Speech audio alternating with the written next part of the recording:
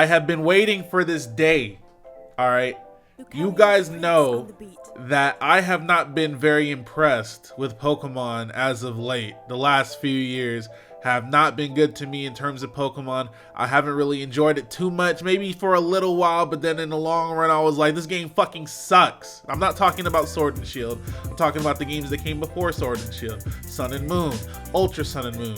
Don't even get me started on Pokemon Let's Go, but they have done it. They have fucking done it. Pokemon Sword and Shield is looking clean. I wasn't excited before today because they didn't really show us much, but I am officially excited. I'm on the hype train. I am in there. It is time, boys. Now, I'm gonna make one long ass video. There is a lot to talk about.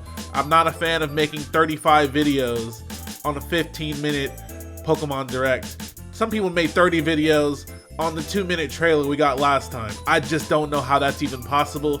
I'm not one of those people. I'm gonna make one long ass video that has everything in it so we can just talk about it. And then I'm gonna make another video later on today or maybe even tomorrow about the leaks that you know, there's always somebody that predicts something or says something and nobody pays attention to it until it's credible because of what happened in the future after they actually posted that leak. And there's another one of those, so we're gonna take a look at that later on. I'm not gonna include that in this video because that would be messed up to talk about the stuff that we saw today and then add a leak for the people that don't want to be spoiled. But let's talk about what happened today. I'm super hyped and I really want to talk about it, so we're gonna go through everything. It's gonna be very thorough. This is gonna be a long ass video, I already know, but it's worth it.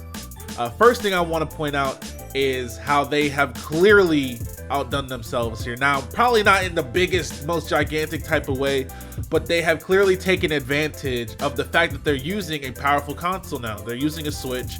This is the first mainline Pokemon game on the Switch. We're not counting Let's Go, fuck that.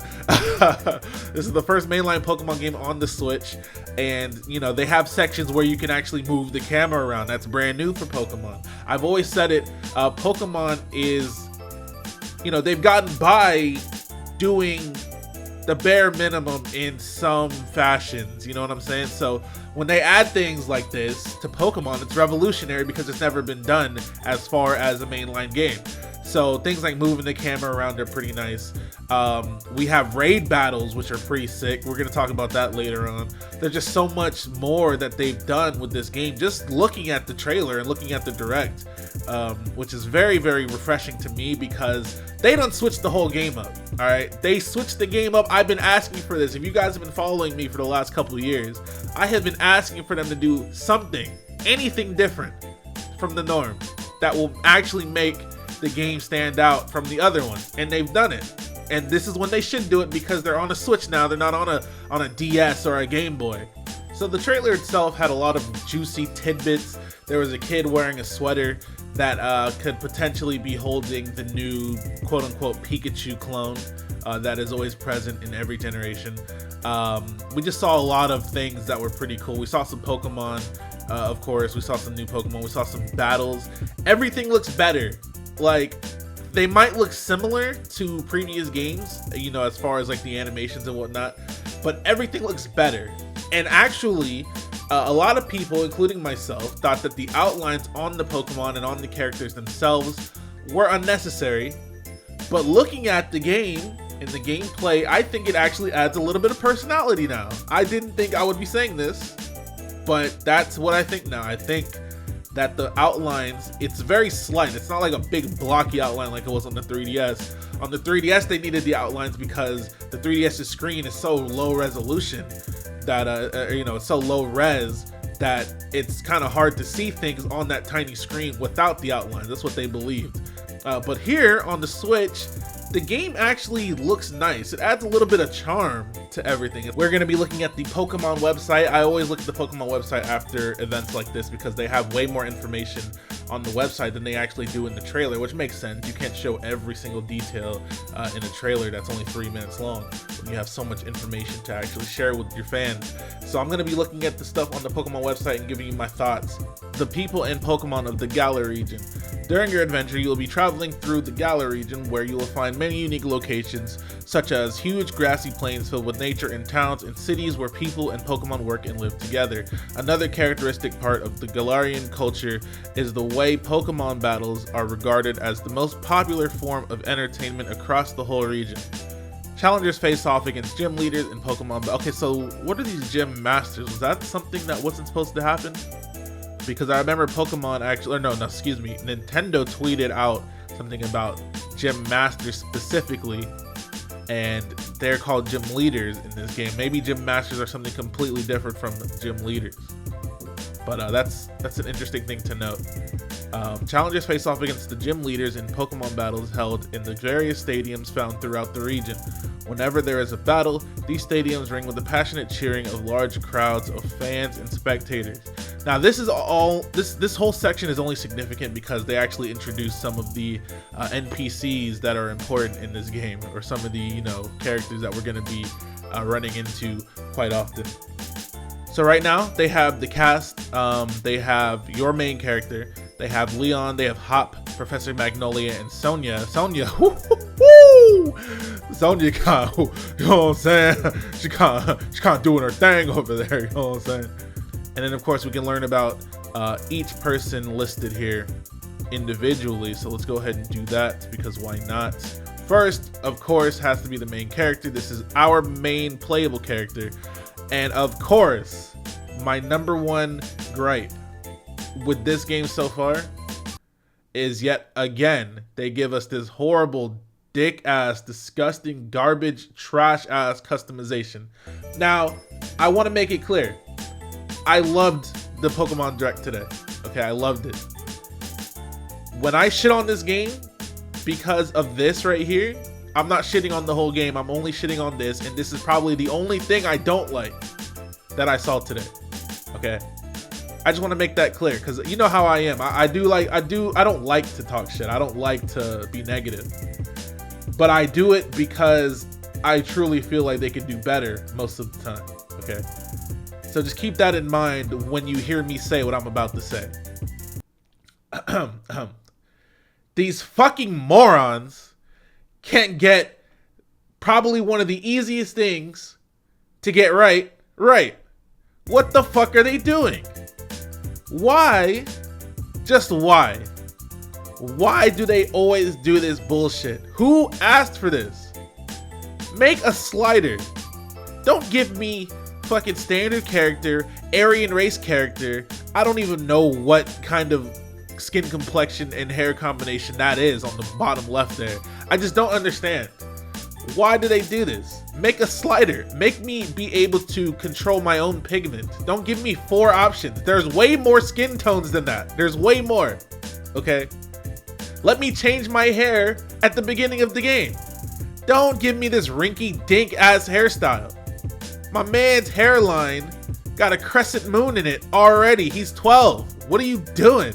Where's the fro? Where are the dreads at? Maybe I want a buzz cut.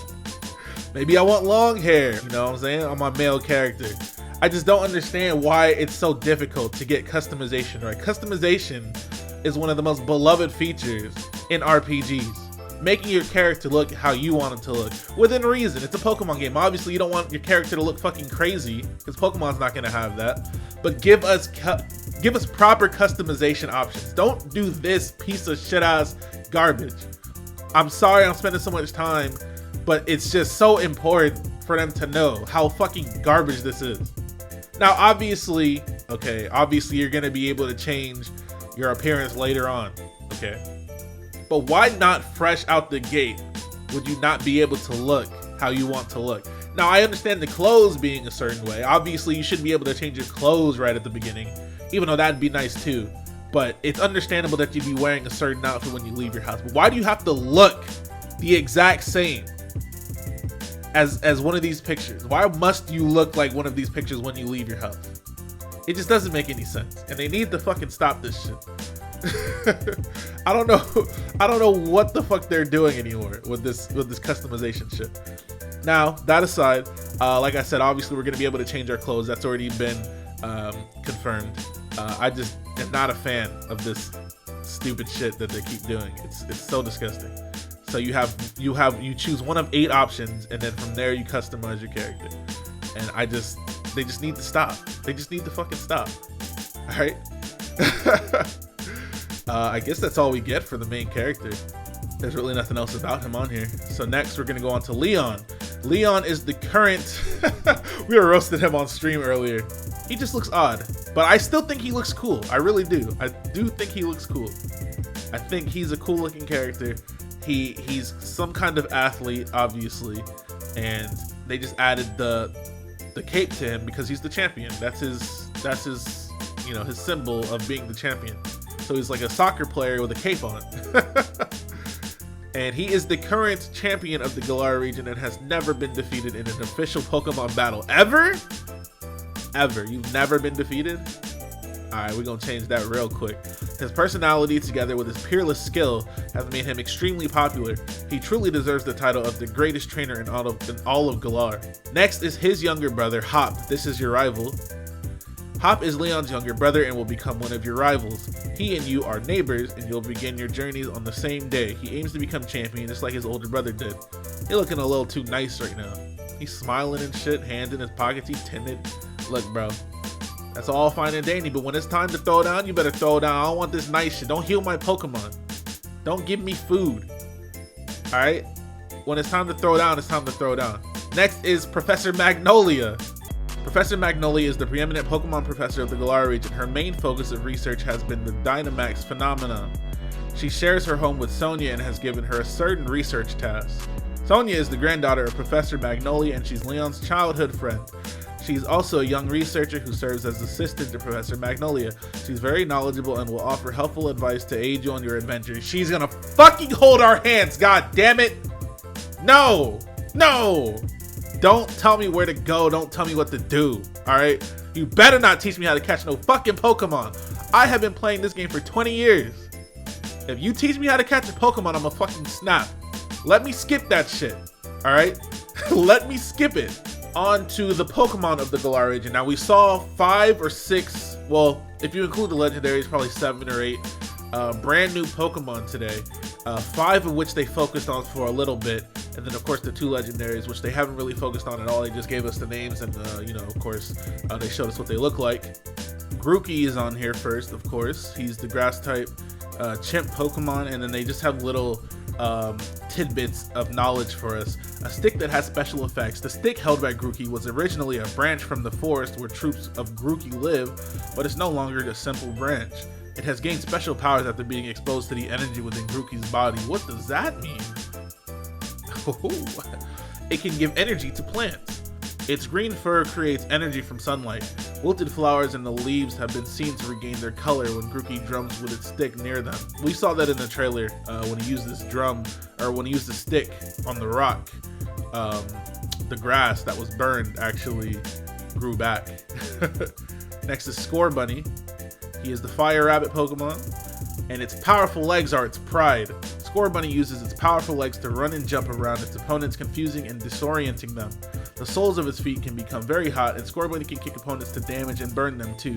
Now, people keep calling that thing on Scorbunny's face a band-aid. I don't think it's a band-aid at all. People keep saying it's a band-aid. I disagree with that. I think whatever's on its face is the exact same thing that's on its foot, and I think whatever's on its foot is just something that can heat up. That's it. I think it's just like a heat pad or something. People keep saying that's a band-aid. I don't think it's a band-aid at all. Whenever I see people draw their fan art of Scorbunny, they draw Scorbunny with those things all over him as if he has been injured and needs band-aids, and I just don't know where they're going with that. I don't see where that came from. It does look like a band-aid, but you know, when you know that he has those things on his feet and they're literally meant to heat up, I just think it's another one of those on his face. Anyways, Scorbunny's second heart, it's Fire Sac. Ooh, I'll show you some sack. Scorbunny has a fire sac in its chest, which contains viscous fire energy. If Scorbunny is able to increase its heart rate and body temperature by running around and warming up properly, the true power of its fire energy will be awakened and its physical capabilities will greatly increase. Next is Sobble. Now Sobble is kind of odd. It disappears when it touches water. When Sobble touches water, its body changes its pattern and color, allowing it to blend into its surroundings. Sobble is a bit timid And so if it gets nervous or embarrassed, it will secrete the water within its body like sweat and disappear into the surroundings. That's pretty cool. Tears as potent as 100 onions. The Sobble starts crying, you crying too. Sobble's tears are capable of making others cry. The effect is so strong, it is said that its tears are as potent as 100 onions.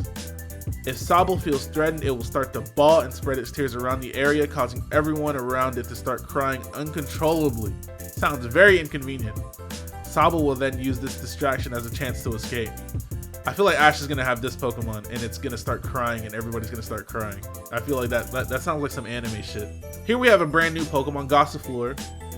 It's a grass type and it's the flowering Pokemon, and it has a new ability called Cotton Down. They actually showed that somewhere else on the website. I'm not quite sure off the top of my head. I did see it earlier though.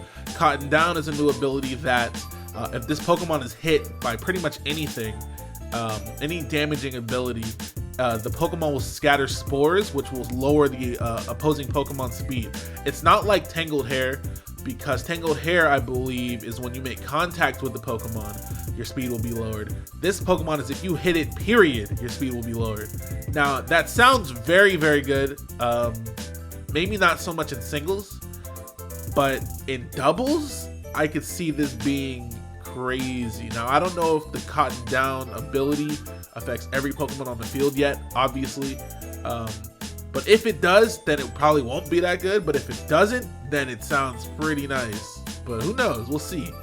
I want to see the applications of that ability, because in a one-on-one battle, it doesn't sound like a big deal, honestly. Gossifleur prefers land with clean water and air, and its pollen has a healing effect. Its pollen works on people too, and it is used to be a common folk medicine remedy for children of the Galar region to be given a tea made from this pollen when they fell ill.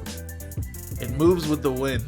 Gossifleur travels over long distances by getting blown along by the wind. It controls the direction of its travels by twisting its body and petals. It's a cool looking Pokemon, man. I'm not gonna lie, I like it. It looks like a Pokemon, and it's cool. And it actually has an evolved form, of course, and they actually showed that to us as well. Eldegoss. This is the grass cotton bloom Pokemon, same ability, Cotton Down Regenerator. So this Pokemon is definitely going to be like a support utility type for sure, because there'd be no reason to also have Regenerator if this wasn't like a wall type Pokemon. Its cotton fluff protects it from its enemies. When Gossifleur evolves into Eldegoss, its head becomes covered in thick cotton fluff. This cotton fluff serves as cushion, helping to protect Eldegoss's head from damage. Highly nutritious seeds. The tiny seeds attached to the cotton fluff are said to be highly nutritious and beneficial to both people and Pokemon. Eldegoss spreads these seeds throughout the region by setting them on the wind, making the soil of the Galar region rich in nutrients. Hey, you're a good guy, man. The next Pokemon is Wooloo. This is a sheep Pokemon. I'm sure there's been a sheep Pokemon before. But this Pokemon has the ability Runaway and also Fluffy. Fluffy reduces physical damage, physical contact damage, and Runaway, it just lets you run away from anybody. I'm certain that this Pokemon evolves. 100% certain that this Pokemon evolves. An extremely fluffy body. Actually, I'm not sure that this Pokemon evolves because Furfrou did. But I'm not equating this to Furfrou, I'm just saying. The white fur that covers their bodies grows throughout their lives, and it will fully grow back in 3 months even if the Wooloo has been completely shorn. The fur is used for clothing and carpets and the like, and it is very popular as a specialty product of the Galar region. A friendly Pokemon that craves stability. Wooloo live as a herd and mimic the actions of their trainer or herd leader. They dislike conflict, and if they need to escape from enemies, they will simply roll away. Roll away? So why does it got run away if you rolling? Now, this Pokemon right here was easily my favorite Pokemon shown today that we got information on. He looks sick. This Pokemon looks absolutely sick as hell. Corviknight. He is a steel and flying type. He has the exact same typing as Skarmory. He is the Raven Pokemon. And the abilities that it has are Pressure and Unnerve. Not the best abilities. Now, Pressure is not bad. It's okay. Because it's usually given to Pokemon like, you know, like Suicune. Suicune's Pressure is really good just because Suicune's so bulky, he can stay out on the field for a long time. You'll waste your moves just attacking him willy-nilly. But I don't really like it as an ability. It doesn't really do anything. It doesn't feel present unless you're in a specific situation. But usually they give pressure to Pokemon that are intimidating. Now, it's funny that I say that because Intimidate is also an ability. But you know what I mean? Like, a lot of Legendaries have pressure. So this Pokemon having pressure leads me to believe that it's probably going to be pretty powerful. If that logic makes any kind of sense. But let me scroll down and read about this monstrous Pokemon. He is 7'3". Holy crap. The Dashing Lord of the Skies. It is said that Corviknight is the strongest Pokemon living in the skies of the Galar region. What? It can often be seen fearlessly soaring through the air. Many say that any Pokemon foolish enough to challenge Corviknight are sent running with just a sharp glare and a cry from this fearsome Pokemon. Oh, he's a monster. That's a day one cop. That is a day one cop. Use a flying taxi to travel from town to town. Corviknight possess superb flying skills and high intelligence. Because of this, many of them work for the company called Galar Taxi, helping transport people from town to town. That's pretty cool. Last Pokemon is Drednaw. He's a snapping turtle. He's water and rock, and he's the bite Pokemon, and his abilities are strong jaw and shell armor. Pretty standard for a Pokemon like this. Powerful jaws and muscles. The sharp, jagged fangs of the bite Pokemon Drednaw are strong and sharp enough to bite through rock and iron. Though it has an extremely heavy rock shell, its well-developed muscles allow it to move quickly, putting a trainer's skills and morals to the test. Drednaw is known to be extremely vicious, and it takes a skilled trainer to tame and handle this Pokemon. It seems that some trainers will release Drednaw back into the wild once they discover they can't handle it. Holy shit. It's a snapping turtle. Get your damn finger bit off, man. It's crazy. So that's it for the Pokemon that they showed. I really like Corviknight. I think Corviknight is so sick. So sick. Next, we're going to talk about the wild area. This is what they showed in the trailer to be where you can actually catch Pokemon that are walking on the overworld in vast areas, and they differ between towns and cities and all that good stuff. There is a vast expanse of land in the Galar region, which is known as the wild area. The wild area is full of nature as far as the eye can see, and it connects several different towns and cities. So, it's in the middle of a whole bunch of towns and cities. Okay, that's cool. You'll find a greater variety of Pokemon living here than anywhere else in the Galar region.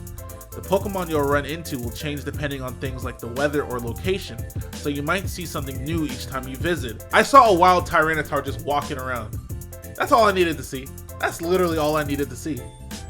Tyranitar is one of the best Pokemon they ever made. If he's just walking around, chilling, willy-nilly, like it's nothing, like he owns the place, there's gonna be other monsters to catch. It's just a given. It's just a given.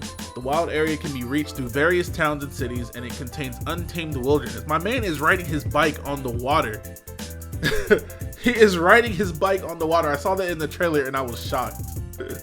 Here's the wild Tyranitar. It seems the Pokemon you'll run into will change depending on things like the weather or location. Know that already. See, it's raining and there's a Seismitoad out, and then it's sandy or dry outside and there's a Tyranitar. Why is Tyranitar that tall? Or should he be bigger than that? Whatever. Have a look around the wild area. While in the wild area, you'll be able to control the camera in order to explore the vast space around you and search for Pokemon and items. They changed the fucking game! I can use my camera? I just can't believe it. I don't have to turn my character all the way around to look behind me or in front of me. Holy shit! Now here we go with the Dynamax phenomenon, okay? This feature is clearly the Mega Evolution Z-Move. What else do they have? Gems, I guess. Like the gems from 5th gen. I don't know. This is clearly the new battle mechanic that the battling is going to be focused around. At first glance, I thought it was pretty cool because it was pretty shocking to see this Raichu in the trailer just get huge out of nowhere. But thinking about it a little more deeply, like, I'm not trying to be negative, I'm not trying to hate. These Pokemon are just getting bigger. That's it. That's all they're doing. They're gaining abilities, they're gaining moves, they're gaining, power. But why do they get gigantic? Why is that a thing? Why is this what they landed on? I'm not complaining about it. I don't really know much about it yet. It's just kind of strange now that I'm actually taking a step back and separating myself from the hype that I have. You know, there's nothing wrong with questioning something like this. Why are these Pokemon getting big for no reason? Or is there a reason? What's the reason? Why is my damn Grookey 10 meters high? Why is he 50 feet tall now? What happened? Why is my Grookey even able to do this? Why am I just now finding out about this? Like, there's a lot of weird things I can ask about this question, about this Dynamax stuff. But I'll leave it at that for now. I'm just very curious as to what the fuck is actually going on here. Anyways, let's learn about Dynamaxing. Dynamax is a phenomenon unique to specific locations in the Galar region where Pokemon are able to take on gigantic appearances. Pokemon from the Galar region are capable of Dynamaxing, and the Dynamax Pokemon become tremendously strong. See, it's just like, but why? That's the only question I have. But why though? And it's only for specific areas, so obviously you won't be able to just do that in a random battle. It looks like it's only been regulated to like gym battles and stuff like that, and like the raid battles and all that. I just think it's weird. And any Pokemon can Dynamax, apparently. Any Pokemon can Dynamax, and they said that it lasts for 3 turns, which is cool, because if that replaces Mega Evolutions and Z moves, it'll just be temporary. It won't be forever, and that'll actually, well, I don't know what it'll do, but it sounds like it'll make battling more balanced. Just off the top of my head, this is just what I think. I don't know that for sure, but you know, if that is the case, I welcome it, because I think battling needs to be overhauled. I think Mega Evolutions and Z moves kind of ruined a lot of the game because they're too good. Z moves especially. Z moves are hey, I'm this Pokemon that would normally never have a move that could kill you, but all of a sudden I have this base 150 move that you're weak to that I would never normally have, and now you're dead, and now you have nothing to beat me. Like I hate that. I think that's stupid. So hopefully this actually makes things more interesting.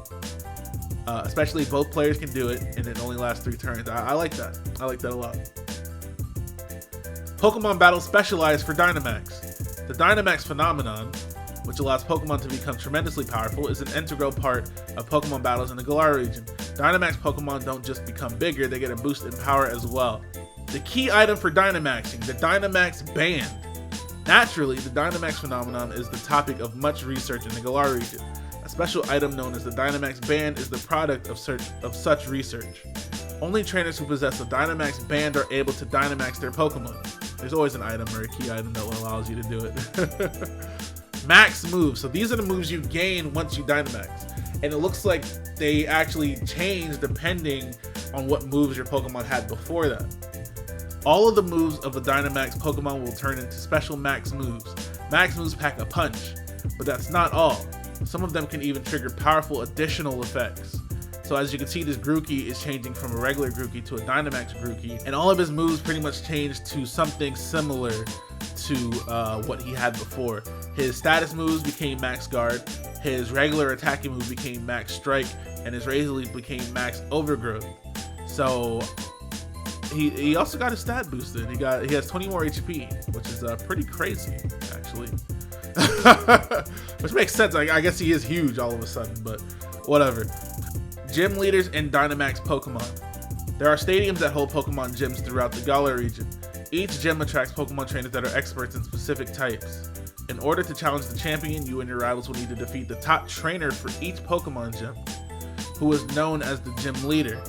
The battle with these gym leaders often involve intense clashes between Dynamax Pokemon.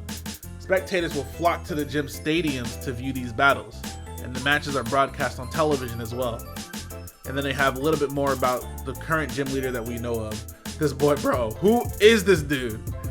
He looks so odd. He just looks so odd. He's a huge guy.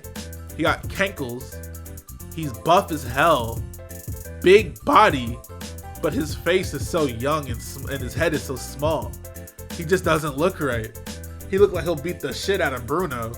He looked like he'll beat the shit out of the Machamp, but he just looks so odd. This is the oddest looking character I've seen in a while in Pokemon. He has no nose, He has no neck.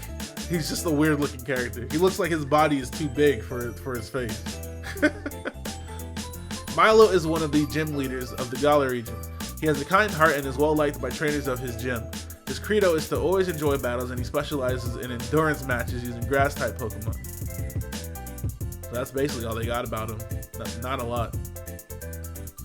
Now this is what I wanted to talk about the most here, actually, because they have these raid battles, and that's pretty sick. And it looks like you can do them online, and I'm actually looking forward to this because it just sounds like a fun time. Participate in max raid battles with other trainers. Max raid battles are a completely new battle format where you will team up with 3 other trainers in order to take on a wild Dynamax Pokemon. You'll get a chance to catch the wild Dynamax Pokemon that you face if you manage to defeat it. Now, who gets to keep it? Who gets to keep the Pokemon? They also said that there's Pokemon that you can only catch by raiding, by doing max raid battles, which is pretty cool because, say you could only catch, you know, a Weavile if you do one of these. I think that's a cool way to incentivize actually doing max raid battles. You can only find this Pokemon by doing that. That means I'm gonna do it because I want this cool Pokemon. You know what I'm saying? But don't get too confident, bitch. The wild Dynamax Pokemon will remain in their giant form for the entire battle and have other unique powers to boot. They won't go down easily. Only one member of the group, consisting of you and your allies, can Dynamax a Pokemon during max raid battles, so close teamwork is key. Additionally, some things you can do in the wild area, like max raid battles, can become even more fun by connecting with other players. I really hope that they're actually difficult though. I want them to actually be difficult. I want them to be, you know, a struggle. I really do. Because that'll be way more fun if we have to actually use our heads to figure it out.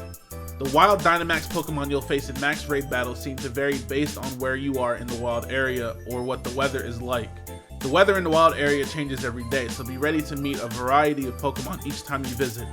Also, it seems that some Pokemon can only be caught in max raid battles. For example, you can face Steenie when it's sunny or Lantern when it's raining. Oh, okay, so the weather also matters? That's actually kind of crazy.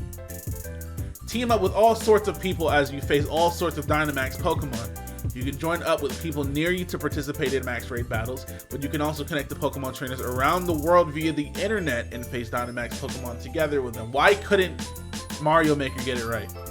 Why couldn't Mario Party get it right? Pokemon always gets it right. They know I have no friends. They know I'm gonna be online battling people that I don't know. Note, if 3 other trainers aren't available to participate in max raid battles, support trainers will automatically be added to your side to help. Ew! They add people to your party, or they add bots to your party. About the pokedex and Rotom phone. So now we have a phone. Before he was a Rotom dex, now we have a Rotom phone. Is your phone your pokedex? I guess we'll find out. Any Pokemon that you find or catch during your adventure will have its information registered in the pokedex. The Pokedex in these titles will actually be part of your Rotom phone. Okay, so your phone, your smartphone is your fucking Pokedex now. Your Rotom phone is also home to Rotom, a Pokemon that can enter into various electric appliances. Your Rotom phone is also home to Rotom. You don't say. And your Rotom phone can do a lot more than serve as a Pokedex. For example, you can attach it to your bike and make it move faster on land, or even help you travel over water. Really? So that's what makes you be able to ride your bike on water, this Rotom? That can't be right. And last but not least, we have the reveals of the legendary Pokemon, Zacian and Zamenta. One of them got a sword in his mouth, the other one got a beard shield, a shield beard. That's pretty much all we have on them. They didn't really give us any more information. They just gave us the names and what they look like. So I'm pretty excited, man. I'm pretty excited about this game. I was actually shocked to see what I saw today. Game looks amazing. Change that fucking customization and there'll be nothing I have to complain about. Almost nothing. Maybe just a little bit, but not really. Anyways, let me know what you guys think about all the stuff in this video. I know this video is pretty long, but yeah, let me know. Hit that like button, comment, subscribe. Either tonight or tomorrow morning, I will have a video on the new leaks that have come out since since this stuff showed yesterday, or I guess this morning. But yeah, hit that like button, comment, subscribe, and let me know what you're thinking in the comment section below. Goodbye.